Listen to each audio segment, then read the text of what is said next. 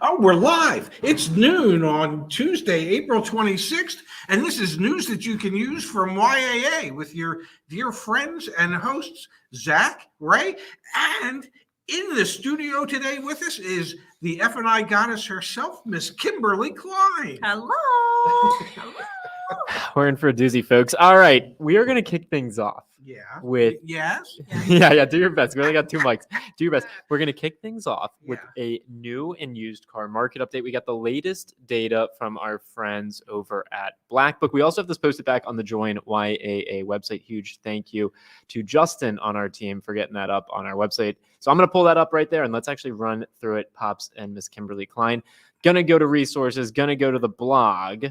Gonna search for used car prices. Hit the enter button. We should change that to used car values.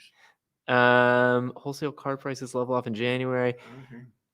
There we go. Nope. Yeah, I don't know where the hell we put it on our own website, so we're just gonna go to Black Book. It's a shame. We got too much content. We'll pull it up right here, Pops. What did you see when you were looking through the numbers? What's going on in the used car market? Well, if you're a car, the market's going up. If you're a truck or an SUV, the wholesale market for those is going down. The overall market is down a teeny weensy bit. But the SUVs, trucks, they're down considerably, and cars are up. So we've got subcompact cars up Yes. 0.5 point, compact cars nearly up a whole point. Miss Kimberly Klein, that's incredible to It see. is. Then luxury cars down about 0.5 point. Premium sporty cars down 0.3 point. And what were you saying, Pop? Oh, whoa. Yes. Whoa. Full-size crossover SUVs down 2.25 points from the previous week. On average, down $796 in wholesale value. And I believe, and we've been stating this for, I guess, 6 weeks now, that because of gas prices, which we thought were stabilizing to a degree, and I just checked on the AAA's website, gas prices are up 11 cents or 12 cents a gallon from last week to this week. So that is impacting how dealers are looking at their used poor gas mileage vehicles and what they're willing to pay for them.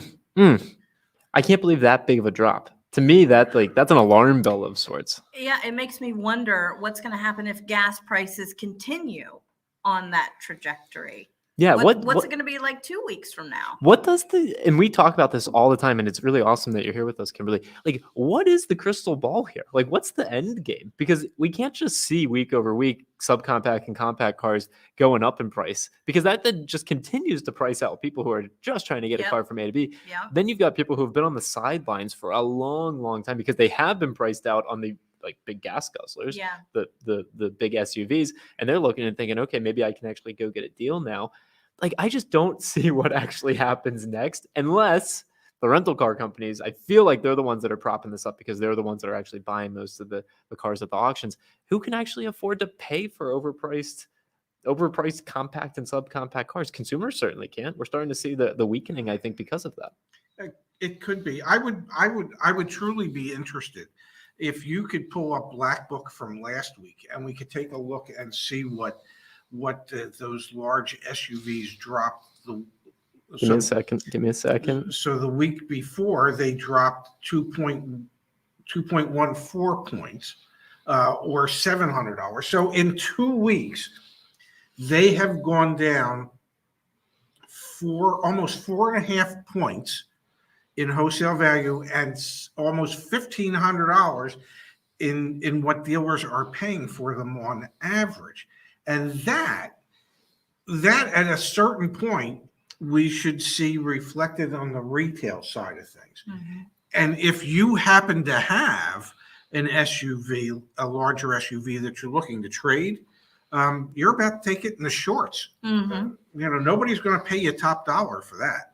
Exactly. But if you have a little subcompact that you might want to trade in right now, Don't. yeah, don't hold on to it. Yeah. Don't do it.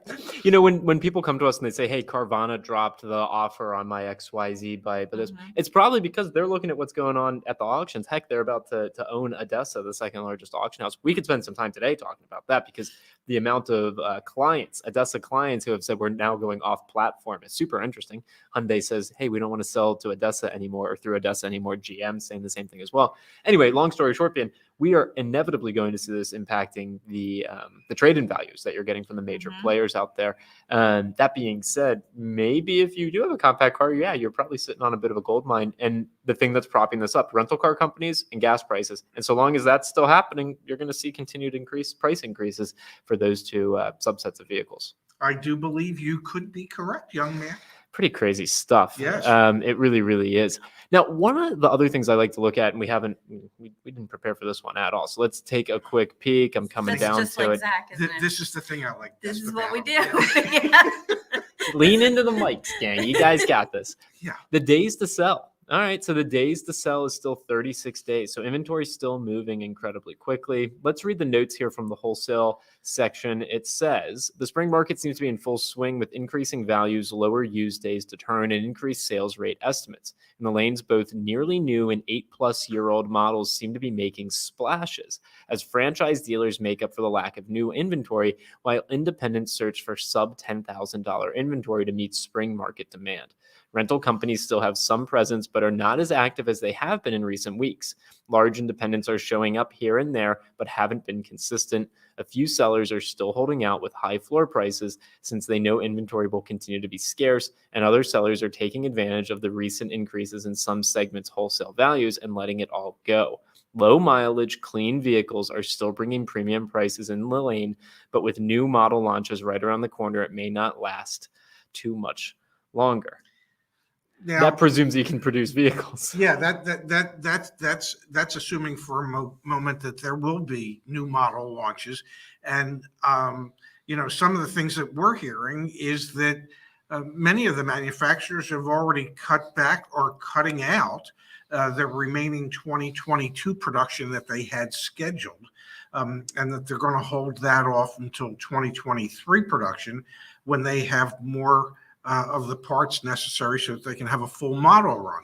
So I'm not convinced that there's going to be any major influx in new car inventory that would dampen what we see happening on the used car side of things.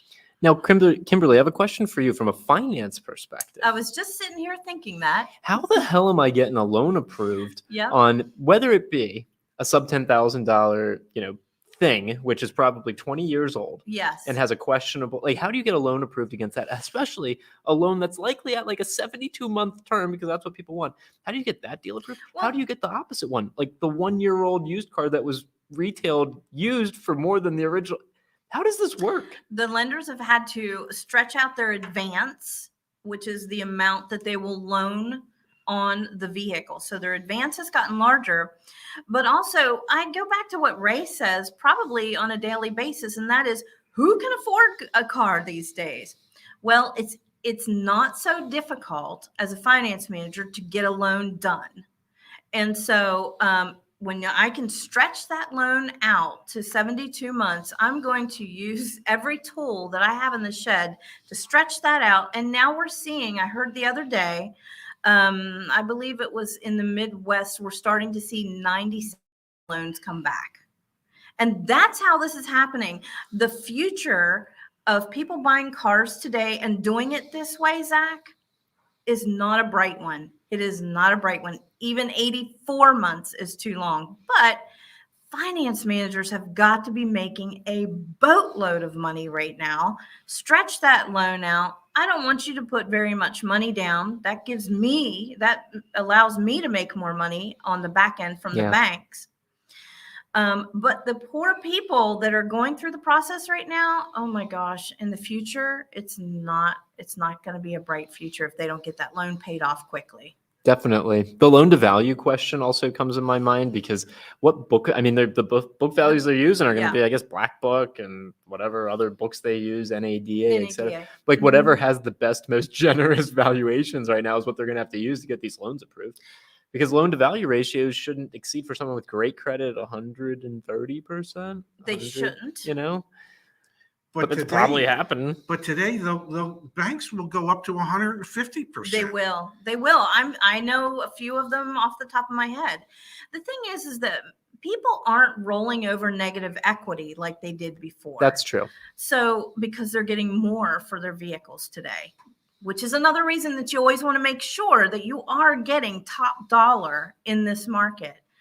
But still, even with no negative equity, the advances on these are huge, you guys. And in the future, I'm just seeing this all, I don't know about you, Ray, I'm seeing it all coming to a crash. It can't be this way forever. The only thing I think of is, it's going to sound odd when I say it, but I think of Japan. And the reason I think of Japan, in our country, home mortgages are 15, 20, 25, 30 years. In Japan, they do home mortgages up to 100 years. Okay, they stay within the family for repayment over that term. And what I see happening is, when I first started, 24 months, 36 months, that was the max anybody would finance a car for. Then it went to 42 and 48, 60, 72. Wait. 84. Wait, let me get now, almost a standard term today is 72 months. Yes. An extended term today would be 84. And there are banks that are looking at 96-month financing. That's 8 years. Yeah.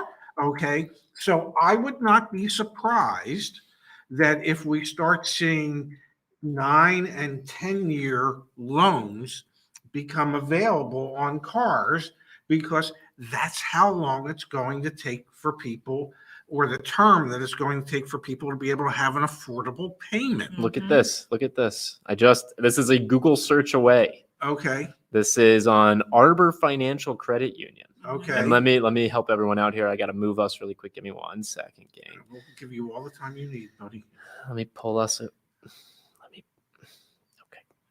There. Nope. Wrong one. Give me a second. Yeah, no, we'll give you, like I said. Why can't I? It's all right. Yeah. You can. Wait for it. Wait for it. Wait So if I for lock this one. Yeah.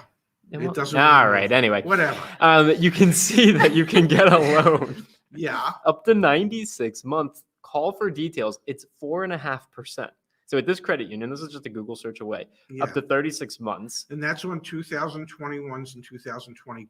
You can go up, and it's 1.5% up to 36 months. I mean, this is. Yeah, it is. It's insane. But here's the thing. We scroll back up for 1 second. On 2015 to 2020s, they even have, you have to call for details on the 85 to 96 month financing. My supposition is that you couldn't get a 96-month loan on a 2015. It says it right here. But I've been wrong before. It says it right here. 85 to 96-month term is available to borrowers with a maximum vehicle age of 2 years with a minimum loan amount of $45,000. I know, but you guys, that's the world we live in. And here's the other thing, and I know that Ray knows this too. We have so many people out there that say this. Oh my gosh, I would never take a loan for 72 months. Even if it was 1.9, I would never do that. But the reality is there are lots and lots of buyers that will be in that boat, taking 84 and 96. And gladly get into that boat. Gladly. Yes. I feel like we're very close to a 10-year term. Let's talk a little bit about what's happening over on the new car side of things. You guys know I absolutely love 4Eyes. Let's look at just their very simple inventory levels. Let's just take a peek at this. And actually, okay. Yeah, actually, fine. Let's look at this by model year, because I think it'll demonstrate exactly what's happening in the market right now. We don't even have 2023s as options yet. Well, I'm just saying. It's not even May. I'm just saying. So we're looking at just 2022 inventory and 2021 inventory and 2020 inventory. Total inventory levels back in May of, I guess that's 2 years ago. Yes. Total inventory levels around 2 million units, 2.5 million units of inventory, new car inventory. We're down here at 1 million. We've been talking about that for a while. 94% of inventory out there right now is going to be for 2022s. There's still 5.5% are 2021s that are new cars Wow. on dealers' lots. And it's interesting when you start to look at it broken down by the different manufacturers. Stellantis is at 93% of their inventory being 2022s versus Ford has only 84% of their inventory are 2022s. But in general, on the new car side, we still have half the inventory we had a year ago. And if we look at, it's broken down by state here. This is a great demonstration of what's happening.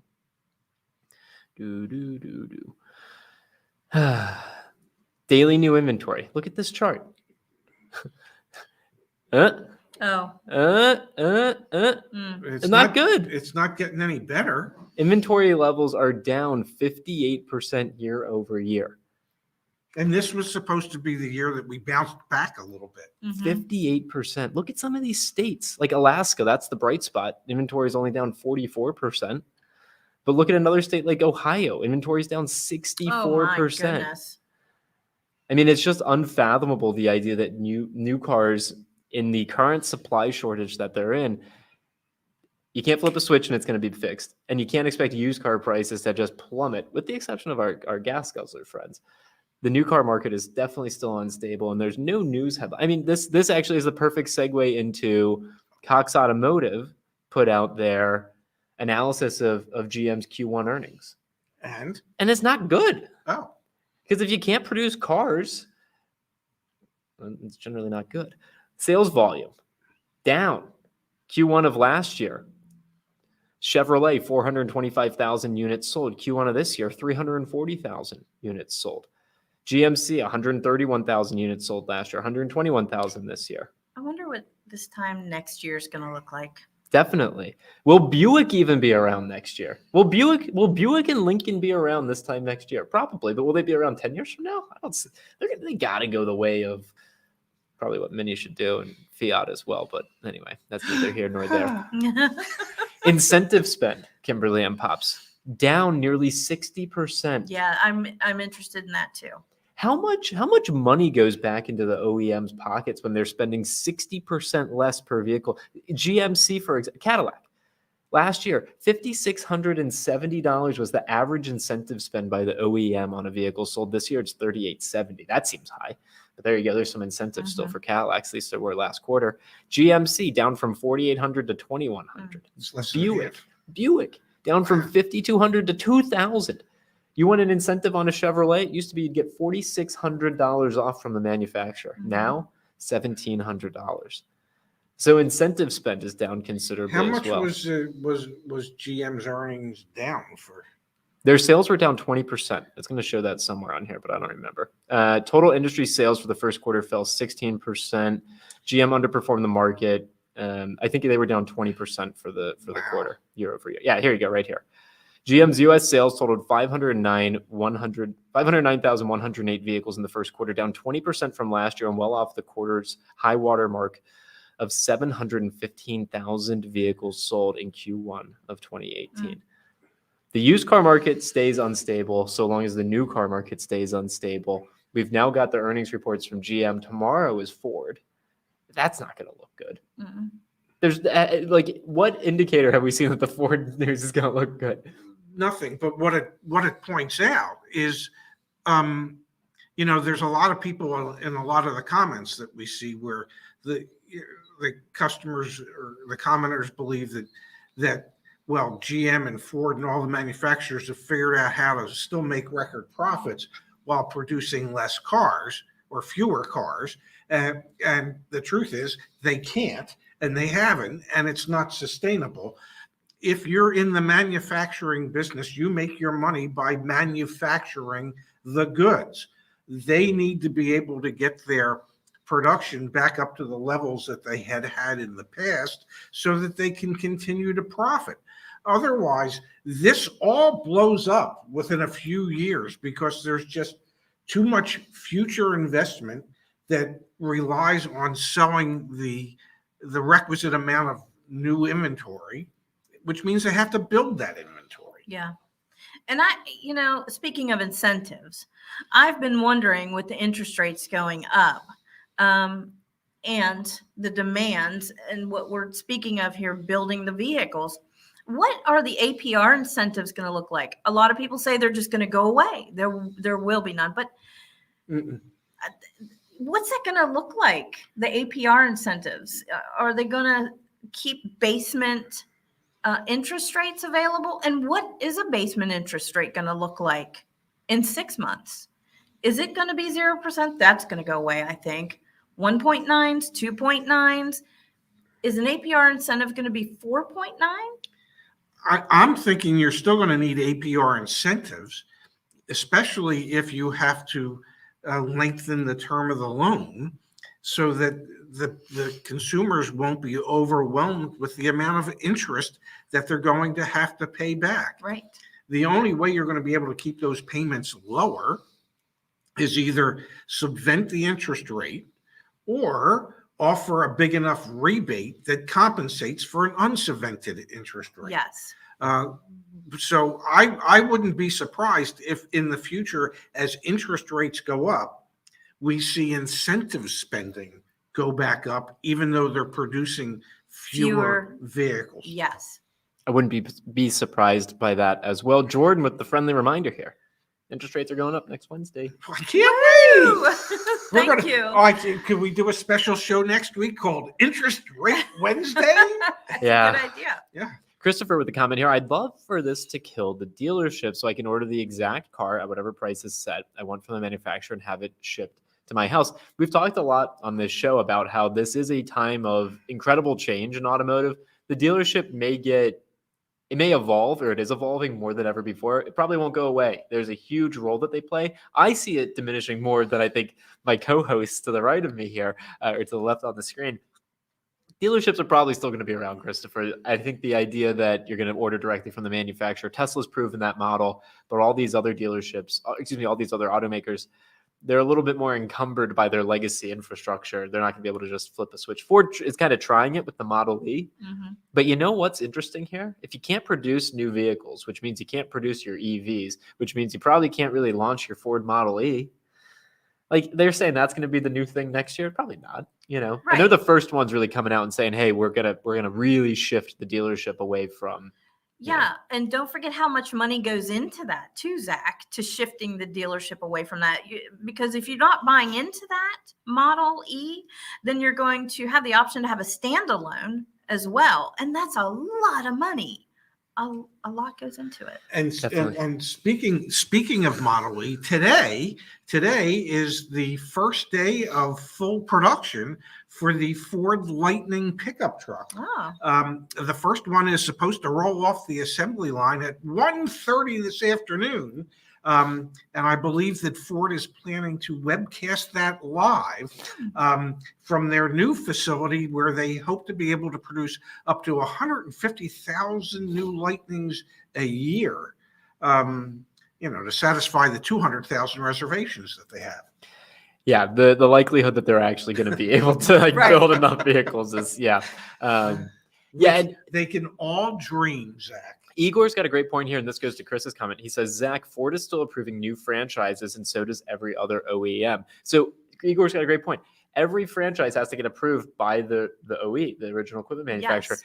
And so if they are approving more of them, that means they're kind of doubling down on the existing model that they have, which is, I think, what will perpetually hold them back from being able to actually grow like a Tesla has. But that's my opinion. Either that or they're talking out of both sides of their mouth. Well, that is extremely possible. Never heard of that. Yeah. Let's see here. David says, have the OEMs dropped most of their support for wholesale sales too?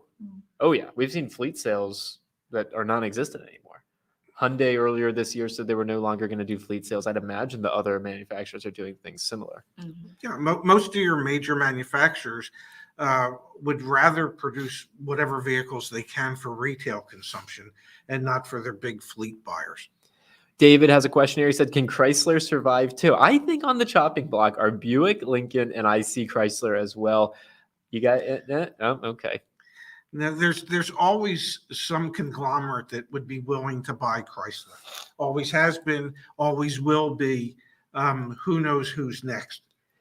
We've got from Tom here, it hurts my head that people will just go along with this market. Yeah, we see it in the community forum. People who found us a minute too late, they've Yeah. already made a deal. Like, people are just going along. You got to be informed now more than ever before. Speaking of which, Chris says, help. 2019 Infiniti QX60 buyout, $32,600. Small accident. Do you think accident would hurt us too much to trade in the future? What is the quote Master Ray opinion? Well, being the fact that it's a QX60 and it's a little larger right now because of gas values and the declines we're seeing in the values of the larger SUVs, accident or not, I think the value of your Infiniti is going to continue to drop.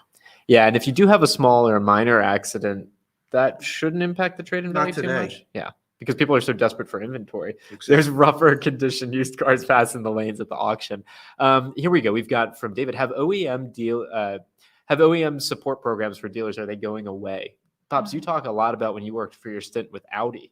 Yeah, good question. You weren't even selling cars. You were just like selling slots, and then you got reimbursed for them essentially. Do you think that's changing? And then I wonder, Kimberly, like on the back end, I'd imagine that's happening too.